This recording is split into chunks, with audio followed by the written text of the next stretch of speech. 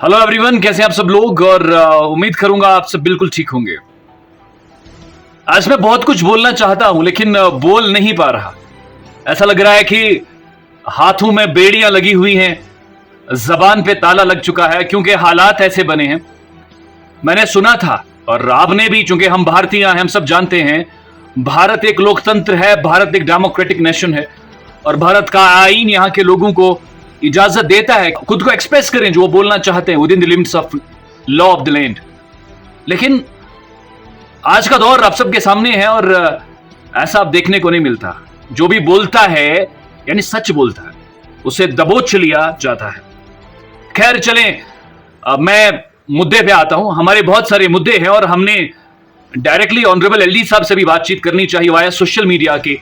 हमने उन तक अपनी बात को पहुंचाने की कोशिश की और हमने उनसे कहा कि भाई, जब मेरिट ट्रैक ने एग्जाम करवाया था जम्मू एंड कश्मीर के अंदर JKSSB के थ्रू, तो भाई धांधली आपने ही पब्लिक कर दी थी और ये कहा था कि इन एग्जाम्स में हमने कमेटी, इन एग्जाम्स के रिगार्डिंग जो ये धांधलियों का माहौल बना था, हमने कमेटीज को बनाया।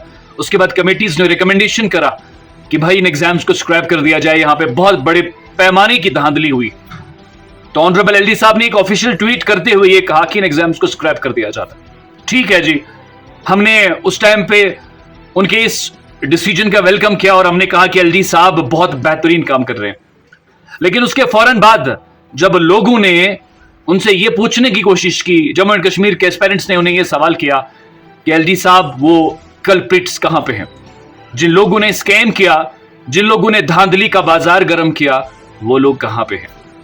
क्योंकि अगर उन लोगों को सरफेस नहीं किया गया, अगर उन लोगों को सजा नहीं दी गई, तो वो कल को कुछ और भी कर सकते हैं और ये जो नासूर हैं हमारे इस सेटअप को तबाह और बर्बाद कर सकते हैं। ये सिर्फ एग्जाम के दुश्मन नहीं, ये देश के दुश्मन भी हो सकते हैं। अगर ये आज जितने बड़े पैमाने की धांधली कर सकते हैं, कल ये अगर सिस्टम में आते हैं तो ये देश की कोई इंफॉर्मेशन को भी लीक कर सकते हैं और देश के लिए भी एक बहुत बड़ा खतरा बन सकते हैं। हमने बारहा बोला लेकिन आज तक हमारी उस आवाज को नहीं सुना गया। रिसेंटली JKSSB द्वारा JKPSI और JEE जल शक्ति के रिजल्ट्स को डिक्लेयर कर दिया गया। हम वेलकम करते हैं इस डिसीजन को। हम नहीं चाहते हैं कि किसी भी लेवल पे कोई एग्जाम, कोई रिक्रूटमेंट का प्रोसेस रुक जाए। हम चाहते हैं कि एग्जाम फिनिश हो, जल्दी से जल्दी रिक्रूटमेंट हो और ये जो अनएम्प्लॉयमेंट का रेट है ये खत्म हो जाए, नीचे आ जाए। लेकिन जैसे हालात बने हैं, सवाल तो बनता है। आप एक साइड से रिक्रूटमेंट कर रहे हैं, रिजल्ट्स डिक्लेयर कर रहे हैं, लेकिन दूसरी तरफ वो जो कल्प्रिट्स हैं वो बिल्कुल दे आर रोमिंग फ्री, वो बिल्कुल बाहर घूम रहे हैं और एंजॉय कर रहे हैं।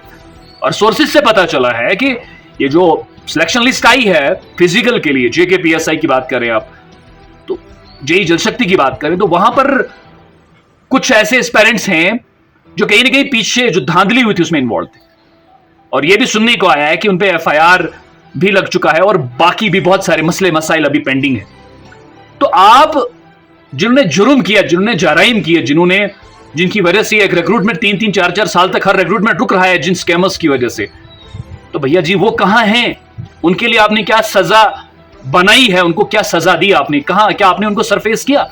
आपसे इसी बात पे बात करना चाहते हैं। लेकिन हमारे एक साथी हैं, हमारे कॉमरेड हैं जिन्होंने कोशिश की लीगली ऑनरेबल हाई कोर्ट में जाके फाइट किया, ऑनरेबल सुप्रीम कोर्ट तक भी हम चले गए और लोगों को यह बताने की कोशिश की, पूरे देश के सामने यह बात रखने की कोशिश की कि धांधलियों का बाजार किस तरीके से गर्म है। लेकिन बड़ा अनफॉर्चुनेट होता है कि जब हमारे जो ओहदेदारान हैं हमारी उन बातों को नजरअंदाज करते हैं। चलें, आपने रिजल्ट डिक्लेयर कर दिया, हम वेलकम करते हैं, आप आगे बढ़िए इस प्रोसेस में। लेकिन हमारे कुछ सवालात हैं। जिन स्कैमर्स को आपने पकड़ा था लास्ट टाइम पे, जिन एविडेंसेस की बुनियाद पर आपने पिछले JKPSI JEE जल शक्ति एग्जाम्स को स्क्रैप किया था, वो जो दोषी हैं, वो जो स्कैमर्स हैं, वो कहां पे हैं? उनको आप पब्लिक कर दीजिए। ये मैं आपको यहां से डिमांड करता हूं, आपसे निवेदन करता हूं हाथ जोड़ के। हम देश के दुश्मन नहीं हैं, हम अपने समाज के दुश्मन नहीं हैं।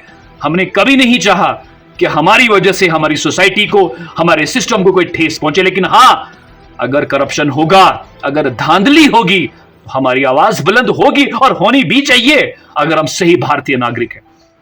अगर आप ऐसा करते हैं तो ये वही दौर आता है अंग्रेजों वाला कि हमारे जब फ्रीडम फाइटर्स सच्चाई की बात करते थे, अदल इंसाफ की बात करते थे, तो वो उनकी गर्दनें दबोच लेते थे। अगर हम ब्रिटिशर्स की बात करें, और आज भी अब मैं आपको बताऊं, विंकल शर्मा जिन्होंने इस केस को, इस मसले को आगे लेके गए लीगली, ऑफिशियली, अब रात को रिजल्ट डिक्लेयर होता है, सुबह उसको उठा के अंदर कर दिया, डेली बेसिस पे उनको उठा लिया जाता है।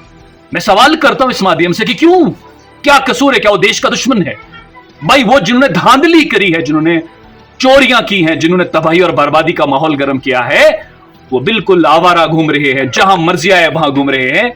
और अनफॉर्चुनेटली वो लोग जो इंसाफ की बात करते हैं, जो सच्चाई अदल इंसाफ की बात करते हैं, उन्हें कुचल कर रख दिया जाता है, उन्हें दबा दिया जाता है। भला ऐसा क्यों? विंकल शर्मा ने ऐसा क्या गुनाह किया था जो आपने उन्हें कैद रखा है, जो आपने उन्हें डिटेन कर रखा है? उनके अलावा भी बहुत सारे कॉमरेड्स जिन्होंने हमेशा सच्चाई की बात करी है, देश को तबाह करने की बात नहीं करी, सोसाइटी को या पूरे निजाम को ध्वस्त ना उन्होंने किया है, ना उन्हें करने की कोशिश की, बस अपने इंसाफ की बात करी, अपने इंसाफ को ढूंढने की कोशिश की।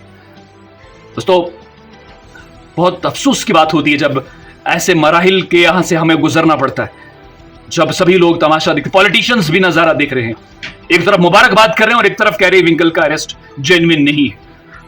मुझे समझ नहीं आ रही है ये सियासत। हमें सियासत नहीं चाहिए, हमें इंसाफ चाहिए। हमें वो स्कैमर्स चाहिए जिनकी वजह से 1-1, 1.5 साल, 2-2 साल बच्चों के वेस्ट हो गए। वो स्कैमर्स कहां पे? वो दलाल जिन्होंने पूरा सिस्टम तहस नहस कर दिया, पैसों की बुनियाद पे 25-25 लाख, 30-30 लाख रुपए देने वाले, लेने वाले, वो दलाल, वो स्कैमर्स कहां पे? मैं सिस्टम से एक सवाल करता हूं, एलजी एडमिनिस्ट्रेशन से एक सवाल करता हूं। वो जो सीबीआई ने, वो जो जेकेएस सेक्शन ऑफिसर्स, जेकेएसएसबी के कुछ एम्प्लॉइज को उन्होंने शॉर्टलिस्ट किया था, वो कहां पे हैं? आपने उनके साथ क्या किया? वो रिपोर्ट्स कहां पे हैं? ये हमारे सवाल हैं आपसे, हमारे सवालों के जवाब दीजिए। हमें बस इतना ही चाहिए। अगर आपको हमारी ये सवाल गलत लगते हैं, हमारी जो कानून है, हमारा जो कॉन्स्टिट्यूशन है, इसके एंटी लगते हैं, तो मार दीजिएगा भाई हमको। लेकिन हमें इतना पता है कि हम पढ़े लिखे हैं, हम जो भी कहेंगे भारत के कॉन्स्टिट्यूशन के अंतर्गत ही बोलेंगे। अब कोई बंदा स्कैमर है, कोई बंदा हमें गलत बोलेगा, हमें उससे गलत तो बोलना ही है, क्योंकि हमें पता है कि हमारा पोजीशन क्या, हम किस पोजीशन पे।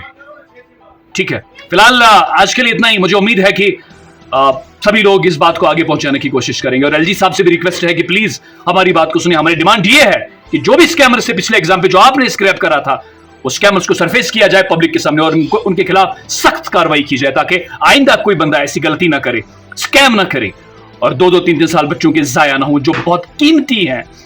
तो वक्त की कोई कीमत नहीं होती। फिलहाल आज के लिए इतना ही, मिलेगा आगे नई बात से, तब तक के लिए जय हिंद।